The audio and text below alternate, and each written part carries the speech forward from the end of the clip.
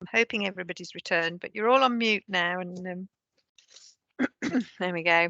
So, welcome back, everybody. Alison's just reminded me that she found something when she was out walking in her local area, Highgate Common, from the Staffordshire Wildlife Trust, who manage that site, which was a canine conduct policy. So this was up round the site. Was it just on the entrance as you walked in, Alison? Well, it's quite an open site. You know, there's half a dozen car parks to the nature reserve, and I just saw this at one of the entrances, and knew that we were doing this topic, so just took a couple of photographs, had a conversation with their ranger. They couldn't make the webinar this afternoon, but they were very pleased that we could share this, and likewise we'll share the recording with them. But they'd sort of taken the basis of this from something they'd seen in Devon, one of their rangers had seen. And I think it's that reinforcement of the positive things that you can do on site rather than don't walk the dogs type of thing. Yeah.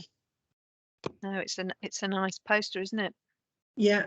And then these are some of the issues that they've got, which they just wanted to share. You know, difficult situations, again, as Stephen mentioned, you know, the conflict with wildlife, and debris being left on site, tripping hazards.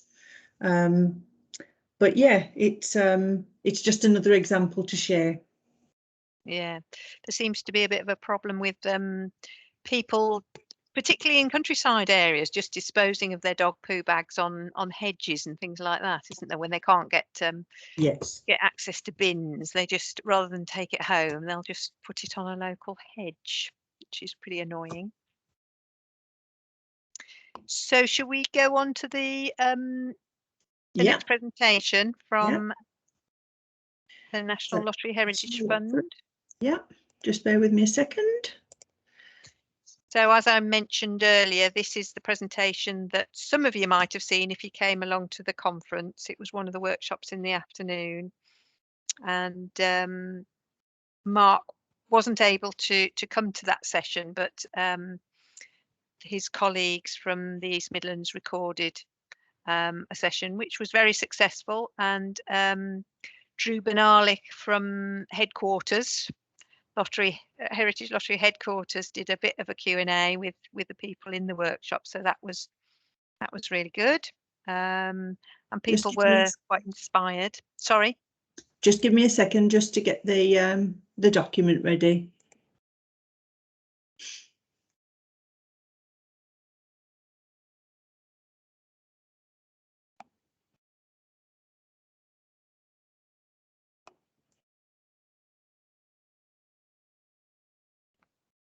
Okay, here we go. Can you see that, Liz? It's not come through yet. In the meantime, this is Mark here, by the way. Hi, Mark. The long and short of it is we give money out between £3,000 and 5 million. There you go. That's what I do for a living. Very nice.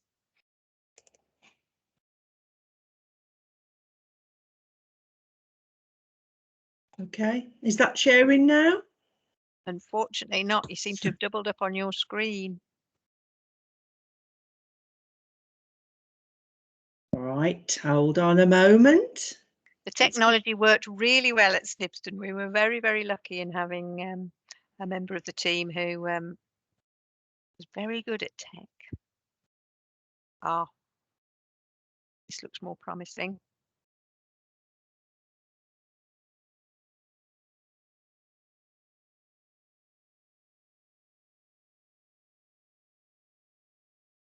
Is that successful now?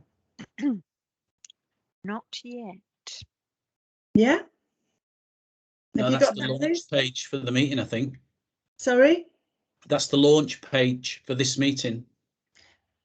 Sorry, it's not behaving well this afternoon. Just bear with me. Do you want me to have a go? See if I can do it. Yeah. Okay, while it's happening, has anybody got any questions already that they've come pre-prepared with? because to be honest, I mean, if you see the presentation or not, if it's not possible, that's fine, because everything that we do is on our website. But it's the opportunity for you to come and ask me absolutely anything. Use me as your resource, your otherworld max headroom type of person, and I can answer questions for you. I mean, I'll tell you quickly about our funding bracketing. It goes from 3,000, as I say, to 5 million, but hello, but the initial one is 3,000 to 10,000 pounds, and that's a really nice entry level way of starting a relationship with a heritage fund, because the forms are quite straightforward and easy to fill in, and we can't offer advice and guidance on £3,000 to £10,000 activities, but you can have those that they can last up to 12 months projects at that level, and yeah, they're a good way of starting something that could potentially turn into something big, especially for parks. You could use it as a vehicle of testing your assumptions, of trying new things, audience development and interaction. So it's not one of those ones, you know, that's £125,000 or many hundreds of thousands of pounds, but it's a nice little way of, you've got an idea and you just want to test it out. So that's where that £3,000 to £10,000 great, and it's what we call an 8-week rolling program. So it doesn't stop; it just continues. And so from the point that you apply, you should get a result from us within about 8 weeks, maybe 9 or 10 if you know drops on the wrong day or something. But yeah, it's a really quick turnover for a program. How's it going, Alison? Is it looking good? Well, I've got it here. It's just Not won't playing, come up on the screen. Is that Oh, well. any good? Is that playing now? No. I'll just carry on. If I tell about the funding, and then I'll talk about our outcomes that we look for in projects. So I won't go into great depth, because I'd rather listen to you and your ideas or thoughts or questions, because as I say, everything is on the website, and I dare say you can get hold of my email from Alison if you've not already got it anyway. But the next bracket up is the £10,000 to £250,000 bracket, and that's another 8-week rolling program. So within 8 weeks, you could potentially have up to £250,000 ready to do some great work in your parks with. Again, say 8 weeks turnover. If you go over the £100,000 bracket, you do have to supply 5% of funding, and that can be actual cash contributions, in kind, or volunteer hours could make that 5% up, which is grand. And then above that, it's the 250,000 up to 2 million is the initial frame for that one. That's different in that you have to give us what we call an expression of interest, where you sort of send in a short form detailing your project ideas and how much you think it's going to cost, and then it gets assessed, it gets batched, and they make the decision on whether to invite you to apply or not. And sometimes it can take many forms. It can be, we invite you to apply, we like the idea of this, fire away. Or it could be, that's okay, but it needs a bit of tweaking, so we'll give you a bit of extra support. Or it could be a downright, you know, this is not for us. And the whole reason is, and I'm sure you'll appreciate this, it is so time consuming to fill in the forms that we require. So this sort of filtering process is a benefit for both you and ourselves, we hope. That's the whole intention of it, that it's a good service that we're going to provide for you, that you're not going to be running down a rabbit hole that's going to come out of nowhere. You know, we hope to give you good advice at that stage so you know how to progress further. So that's like the old 2-stage process. So you apply initially for up to a 2-year delivery development phase to work up your ideas. The difference is from years and years gone by, where you kind of got your development phase and you pretty much got your delivery phase. It's not anymore. It's competitive at that stage again. So you could have done your 2 years development work and then it goes into a competitive batch again. But that's the main difference between that funding bracket to the two former ones. I forgot to say, for the middle bracket, the £10,000 to £250,000, you can put in a project inquiry form, which is like an expression of interest, and we'll offer you advice and guidance on what you've thought, you know, your ideas for your project, which could be, that's great, do a bit more of this, do a bit less of that, just don't do that bit, think about your costs, you know, and it's another way of saving you time and energy actually on things that are just not going to run with us. So that's kind of the overview of the brackets and the money. But in regards to what we're looking for in a project, is that we've got 6 outcomes that we like to see in projects. I'm not going to go through them all with you because I say that they're on there for you to look at online. But we have what we call now the mandatory outcome, is that a wider range of people will be involved with heritage. Now, what that means to do is not volumes of numbers of more people being involved. It's looking at your local community. It's looking at the diversity of your community who are not accessing heritage at the moment. It's trying to identify, community groups like LGBTQ plus people who could engage more with the parks. Young people, what are they doing in the park? How do they access the park? Do they even access the park? Maybe it's working with people who have disabilities as well. It's more of a focused thing of you actually going out there and finding who your community is and engaging all of them with it. That in the heritage trade, you know that you've got an automatic audience who will just turn up anyway because that's their thing. We're kind of challenging you now to look wider, look deeper into your communities and draw on new people and from various backgrounds into your parks and green public spaces. Now that's kind of us in a nutshell, really. And so we could go on to these inclusion outcomes. This is what I just been talking about. The other priorities, people will develop. Can we go back to that one? Sorry, because that is a quite useful slide. Just to have a quick look at the other priorities. So people will develop skills. We absolutely love people learning from the landscape. What can you offer? Can you do things like, if it's a really big project, will you have young people working on the project in some form or another, or then gain some access to learn skills from professional people who work on the land? Anything like that is super fantastic that we like to see. Obviously, the well-being is such an important outcome, especially with COVID.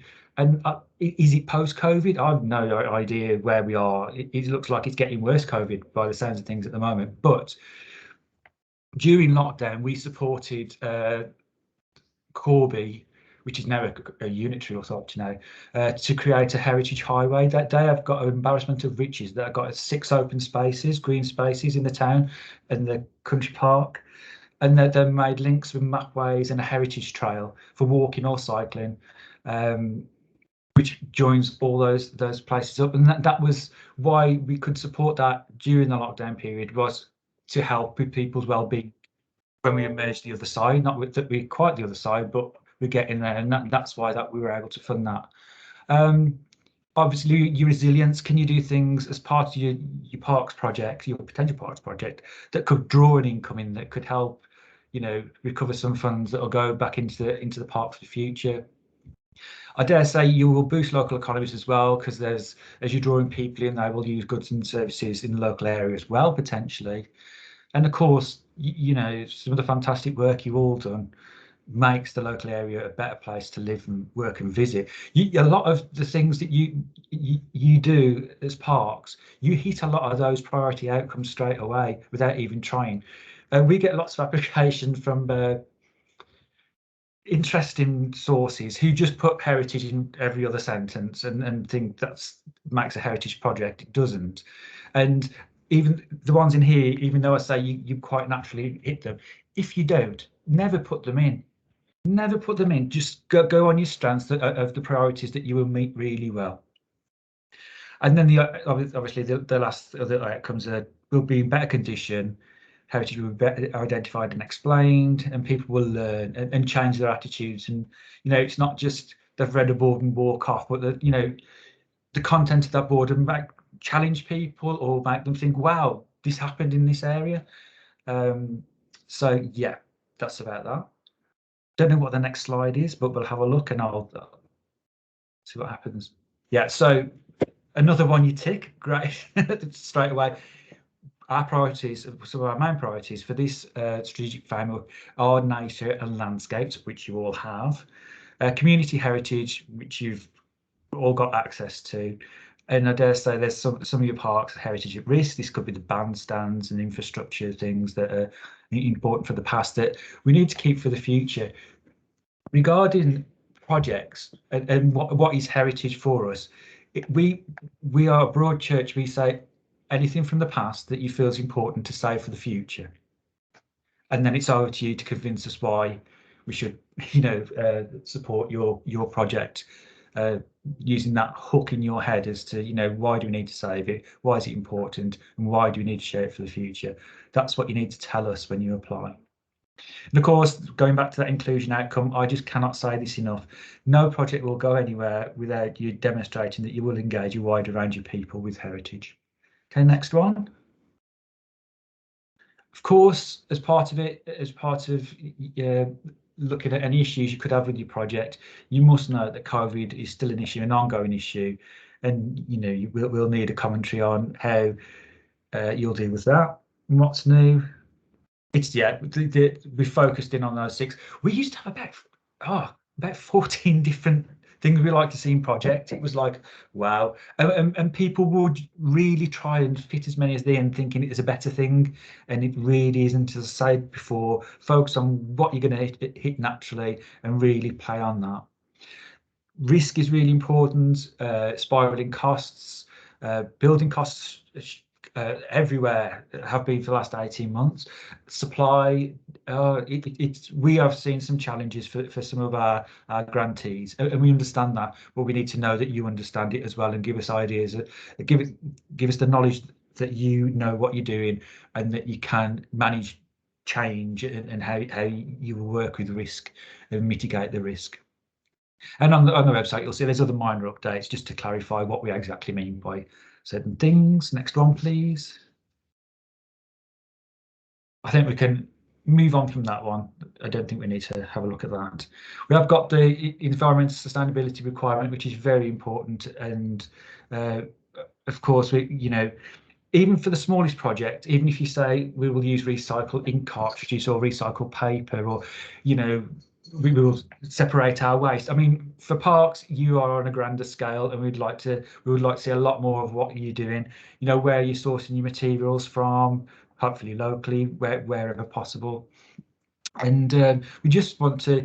It's in your bones that you don't want to create environmental damage. We know that, but just share with us the positive things that you will do in respects to the environment, and because that helps us share with other groups. You could lead by example. We could say, look what Mark Heaton's done here. They did a fantastic thing there. They used this, they did that.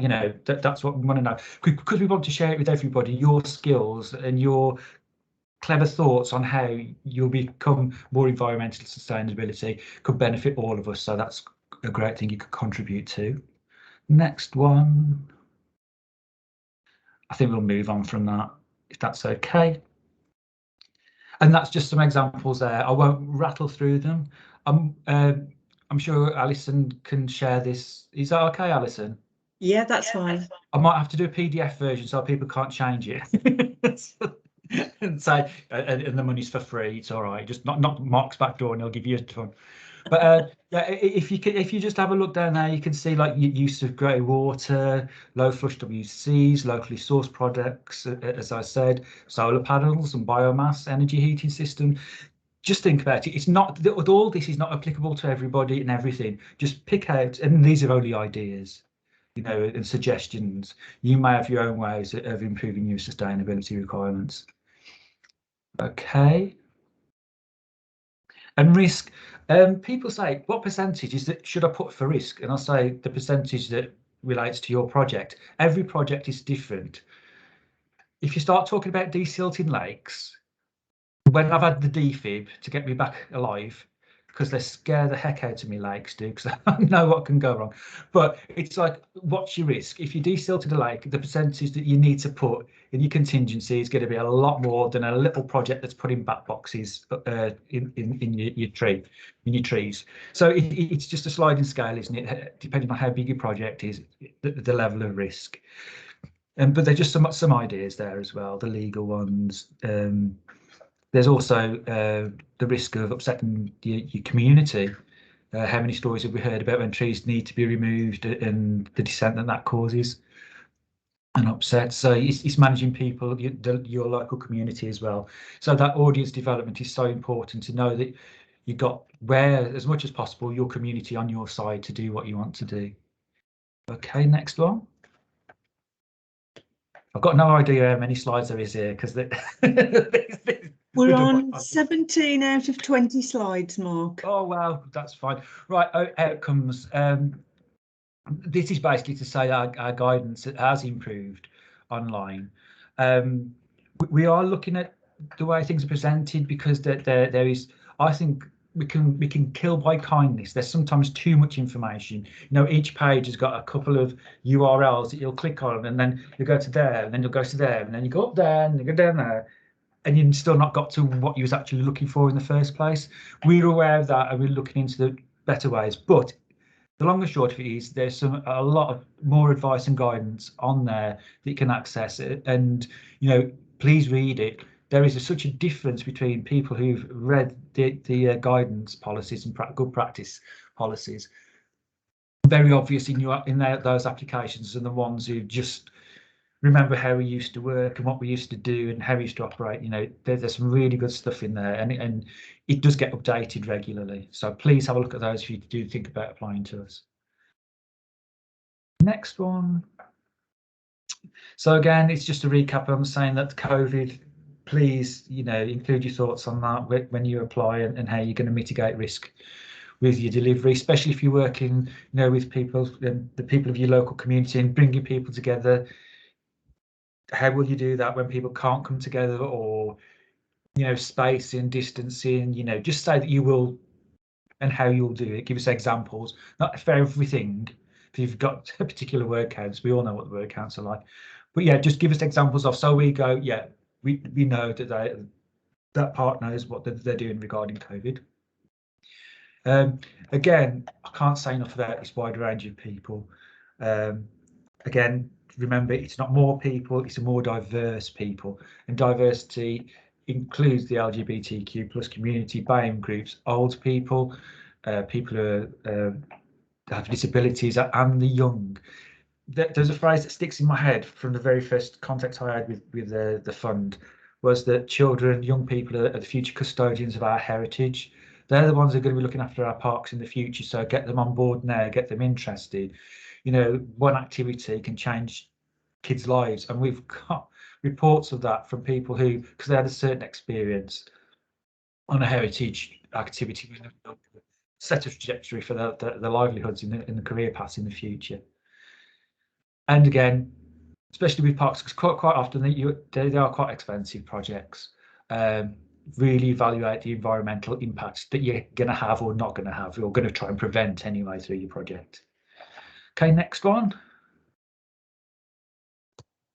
Okay, so right, just another recap. So the small grants that I was wittering about at the start, 3 to 10k, 8-week rolling programme, and you apply direct. You can't ask for help with those, unfortunately, unless you're in Corby or another priority area, which is Walsall, includes Walsall. We can have a chat with you, because we do more work in those areas, because we're not getting the funding being drawn down in Corby or Walsall, which is in the Midlands and East region. Medium grants, you can put in a project inquiry form, as I said, and myself or one of my colleagues will give you a bit of feedback and sort of put you in the right direction for you to then go on to your main application to us.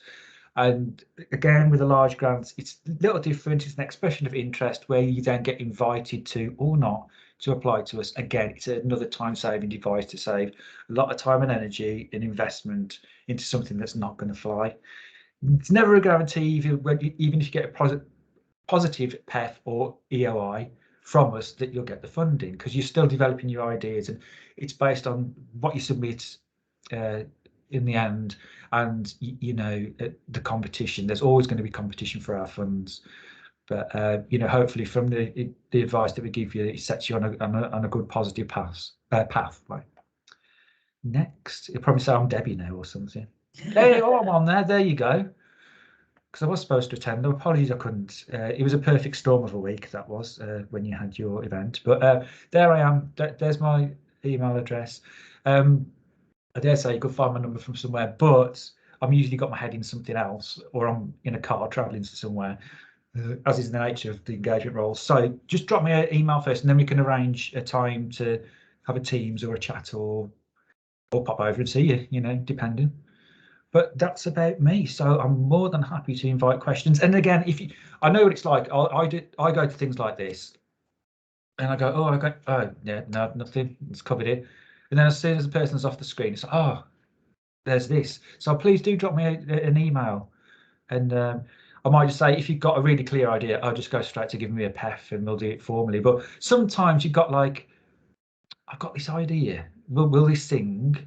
And you know, we can have 10 minutes chat, can't we? And just see what we can, what arrangement we can come to. That sounds dodgy, doesn't it?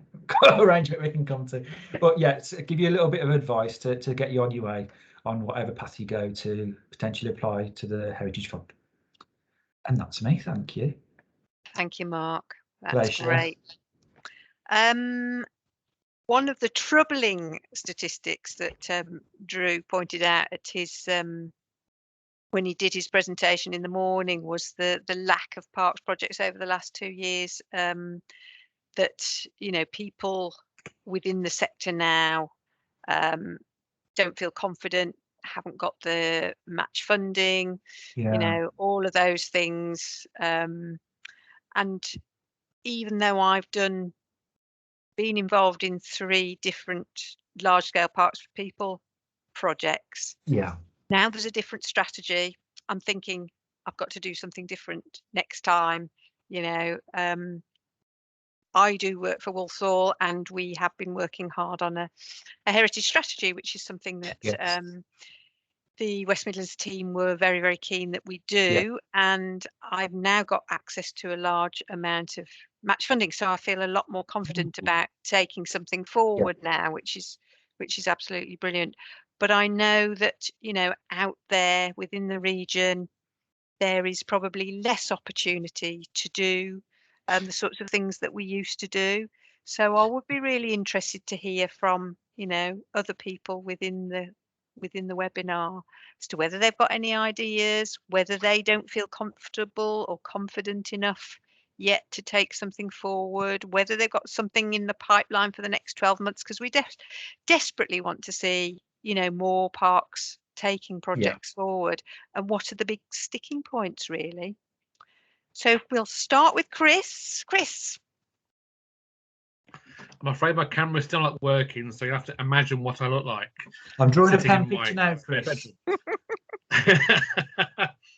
I'm just picking up what Liz said and what we saw at the conference from Drew. There is something here around capacity within the sector. Just as an example, one Midlands Authority, which will remain nameless, has gone down from 6 staff to 1. Oh wow, yeah. That the whole capacity for anybody to actually sit seriously and even work the basic bids up is disappearing. And it's a case of how, and maybe the Midlands Forum is that vehicle to do it. How we can bring capacity back in, and is that a bid to HLF from the Midlands Parks Forum for staff to work with those authorities that have got no staff left? You know, if I'm sitting in Bournemouth, if I'm honest, I'll have staff because Mike Boland down there has got staff. But that is now an exception rather than the rule, and lots of staff have disappeared and are not being replaced. And it's a major concern in how we can look at that to support those few staff to develop bids that would be successful with yourselves. That's a massive subject. Sorry, it's a big question. No, Chris, it's the real life now in the sector. I mean, we are welcome of projects that capacity build within the heritage sector. So is there something that collectively, I'm not telling you to do this before anybody shouts at me, but is there something collectively you can do to get resources in place, which means people, that could potentially work something up, you know, especially if it's joined up and we can see the overall good that it's going to bring. You know, that's just an idea that, you know, you could begin thinking about potentially that, you know, how can we build capacity, because we pay for people. You know, I've been on a site visit today, not at the park, but they're going, we're involved with this council, that council, this local town council, and none of them have got 8 halfpenny to rub together. You know, where are they going to get the money from, the external support? So they meant crowdfunding. and funnily enough raised 13 grand.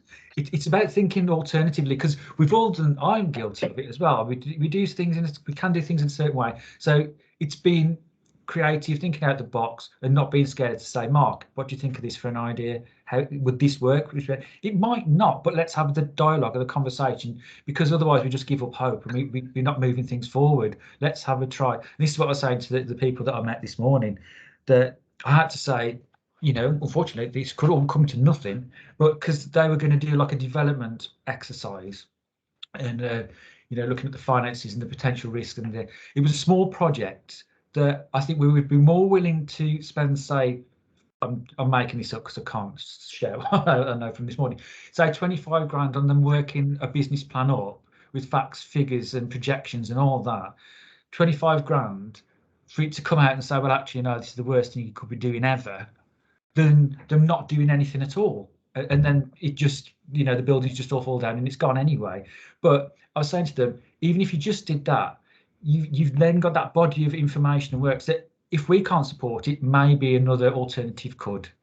I know that might not be the same for parks, but it's, what I'm trying to say is let's try, let's have a go. Yeah, but I think there is something there. We need to think through it, but capacity building across the whole Midlands is quite key, I think, to get more bids coming through. But that is people. There's no question about that. It is, and it hasn't got to be a £2 million project. It could be a little project. Not that I'm saying you're thinking 2 million, but you know, it's not going to be a massive project. Do a pilot project, try it out, test the assumptions, you know, mitigates our risk, and then gives us good faith if there's good outcomes for a bigger, you know, funding pot potentially in the future. That's more area wide. We'll put our heads together, Chris, and have a think about that. How we can help the whole of the region. Victoria, sorry. Sorry, I always noticed that when I meet people, I'll give them more work, so I do apologise in advance. That's how it feels. I go around everywhere. It's like, oh yeah, you can all do that. Not to worry. Other 3 days of your life. Victoria, you wanted to ask a question? Yeah, I think I'm going to take my hand down because otherwise I'll forget. Yeah, I think so. I'm from Leicester City Council, and we would really desperately like to do something with Abbey Park. I mean, within Abbey Park, we've got the Abbey ruins, which are heritage listed, and we've got a number of crumbling facilities within that sort of side of the site that's got all these heritage protections. And on several occasions, really, over the last couple of years, there has been pots of money kind of come about through different, you know, Section 106 and various other parts. And we've kind of come up with ideas in terms of how to bring some of these facilities back up to a better standard, or to reuse them in a way in which today's society would actually make use of them and enjoy them again. And we seem to hit a bit of a brick wall in terms of Heritage England, in the fact that the easiest way to put it is that they don't like sort of off the cuff ideas. They want to see a more worked up, almost detailed proposal of what it is you're wanting to do before they'll even seriously look at it and spend time considering whether it's something they would support or not. So it's this catch-22, because yes, we need to come to you for the money, but there's no point coming to you for the money until we've got a project that's worked up enough to make sure Heritage England are on board to approve it, to then come to you for the money. So it's like we need a pot of money to get it to a developed state to get the Heritage England sign off, but then to come to you we need another pot of money for the match funding. And not to mention actually having a project officer, manager with any degree of capacity to actually do all of that. Yeah, people are an issue at the moment, or the lack of. We're very much aware of that. But could you come to us with a development type of application where you have a small pot of money to work these things up ready for Historic England, to then get the ball rolling? Because that might not be like a massive project. It could be under a 10k, activity exercise. The one thing is you still have to meet the mandatory outcome of engaging a wider range of people with heritage, but you could do that with a bit of audience development and asking people what would they like to see be developed in the future on the site. Why would they use it? What would attract them to come to use that site or be around that area? So yeah, there's potential that you could try it that way. Come for us for a little bit of money to get the ball rolling, and then work up the ideas. Capacity again is an issue, but again we can pay for people. But you know, there's all questions about bringing new people in, or do you want people that you've got already? But we can cover all that because we can backfill the costs of current staff, and you could get somebody else in to do that person's role temporarily using our money, and you still paying that member of staff because they're yours. They're just being seconded over to work these project ideas up. It might be that you need to get somebody like a professional in to work it up as well, and we can pay for that. We've got what we call the Ross register as well. If anybody's had an application, a grant from us, you'll know that you'll be appointed a Ross officer who will be monitor and mentor your programme. So in effect, you can apply for two grants almost. One, a smaller pot to actually develop a bid to kickstart to a point where you can actually then put an application in to see it to fruition. Yeah, it's that thing of saying you're testing your assumptions then, and you've analysed things, and it might be that yes, this is good to go, and this is a viable thing and worthwhile thing, or it might be, wow, we've just dodged a bullet there because we realised this is going to cost X amount. We're going to invest a load of time. Historic England are just going to walk off and go absolutely no, you know. So you use that funding just to test what you want to do, and you know that it's potentially viable. Yeah, we already know that. To kind of do the initial sort of almost like investigation work, we would need significantly more than 10,000. But that's fine. Probably more like 100,000. Well, because the facilities that we're potentially dealing with here are, you know, because they're listed and Heritage England have already been engaged in previously and hated all our ideas, that you know, we would have to get kind of specialists in to actually give us a starting point.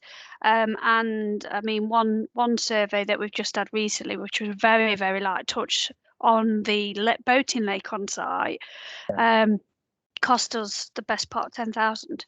Yeah, it does.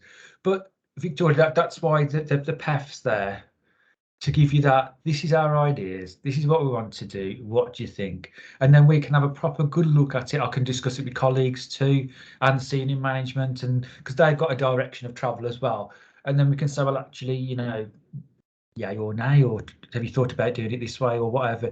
And that's the beauty of that service, because it's quite straightforward. You still got to write the words and spend some time, but it's not like doing a full application to us that's going to go nowhere.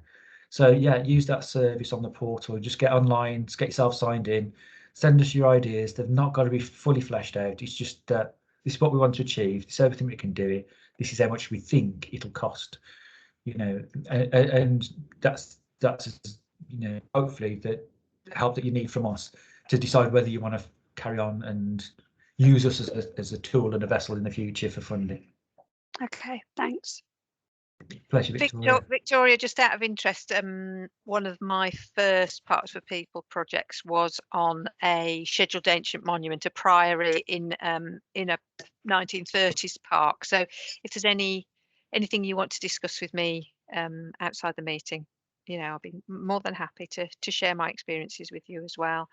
The landscape architects that worked on that particular project had done an awful lot of work prior to me starting, and had spent about 87,000, which was classed as sunk funds, which could be used as part of the whole bid in a way, so we could kind of claw those back. But yeah, the rules might have changed. I mean, it was a long time ago that was done, but yeah, we had a knockback and didn't get through to the next stage, but then finally, you know, did enough work to convince the West Midlands team that it was a worthwhile project in the end. So, you know, and that one was completed about 2013. So it's all on the ground now, and you know, very successful in quite a deprived part of Dudley. So you know, might be similar demographic to. Is that Mary Stevens? No, it was Priory. Oh, the Priory. Park. Sorry, you did Yeah. say. So Yeah. So there's an old scheduled ancient monument, a bit of a ruin left, and so all of that work was consolidated as part of the programme. We did a bit of an arts project and some refurbs on some buildings as well, some 1930s buildings. Adrian, did you want to come in? Oh. Yeah, hi, thank you. Yeah, let me just take my hand down before we forget. There we go. Gone. Yeah, I just wanted to say, I think Neem Park Trust must be the exception that proves the rule, because we've been very fortunate getting £2 million from Heritage Fund very recently for our park, for our Your Community Green Space project, and I'm hoping one day soon we hopefully can do a presentation to you all so you can find out what the magic is. Oh yeah, well, site visit, absolutely, but also tell you about this fantastic project we've got 5 years of funding for now, so it's wonderful. So, but anyway, so yeah, happy to share with you. But I think it also sort of proves about this capacity issue that Chris mentioned, sort of, because we're a charity, we're a charitable trust, of course, we're not a council, so we're fortunate that we have the resources and the people like myself who can write these very long applications. So yeah, I think we're lucky in that sense. So I guess let's have a question for Mark. Mark, so tell me, Parks for People, of course, we're very sad when that sort of disappeared a few years ago. Do you think there might be a son of Parks for People or a Parks for People 2 in the future, or is it all into one pot? It's like we closed down grants for places of worship. Yeah. It's because everything's a priority. Yeah. And so I think this is purely my thought, was thinking of why that occurred, is that why should we prioritise a certain aspect of heritage when it's all quite important to us, and so it's all gone into one massive pot now, and to be honest, I think that's fair. Yeah. Everybody wants the money, so but everybody's got to really work it, and not because you are a title of some sort, be it a church or a park, you're more eligible than a building or a site or a ancient monument. It's one of those things. So I think it was to develop more fairness across the board of heritage. That's fair enough. I think with the natural heritage priority as well, it's good for parks as well, isn't it?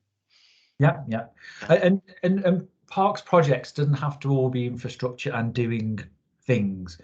Do some capacity building in activities, and getting people to use the park.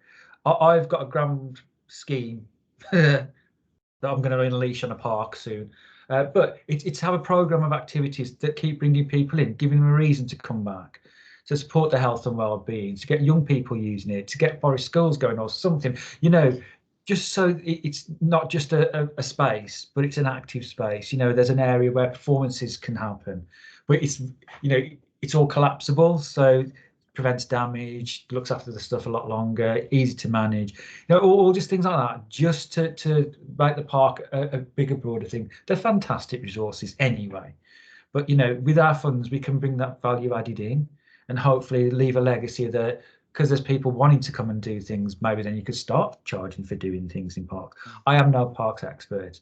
I used to be on the Parks for People forum. I absolutely love parks, and all that you do under very constrained and difficult circumstances, and you got my backing all the way. But anything that we can do to support your park to thrive, let's have a look at it. Yeah. No, thank you. Pleasure. Thanks, Adrian. Cheers.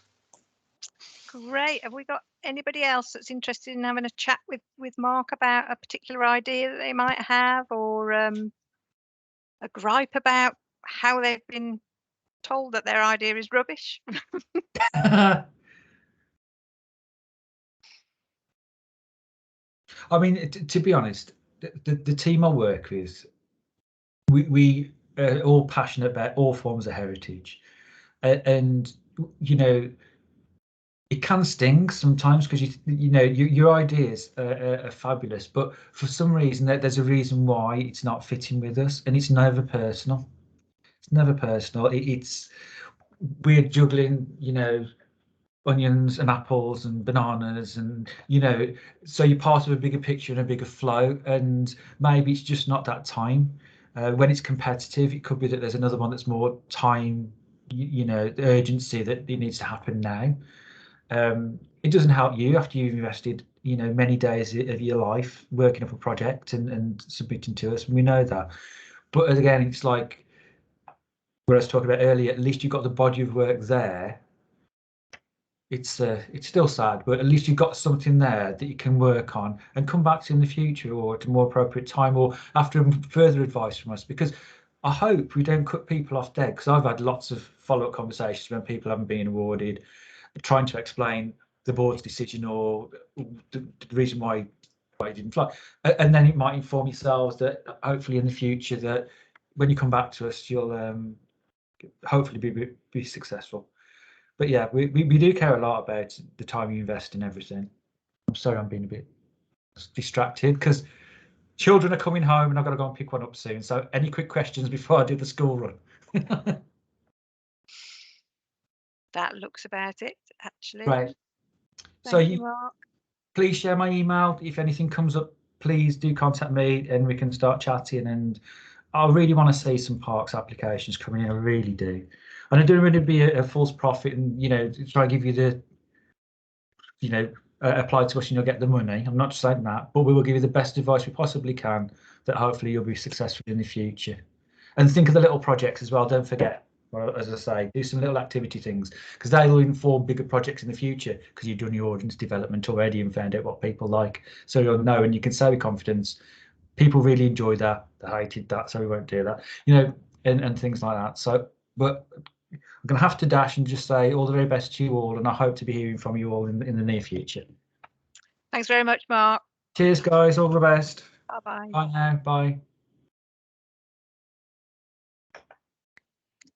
So that's it for today. You'll have to remind me, Alison, the next So our next meeting is a site visit to Worcester City on the 2nd of December.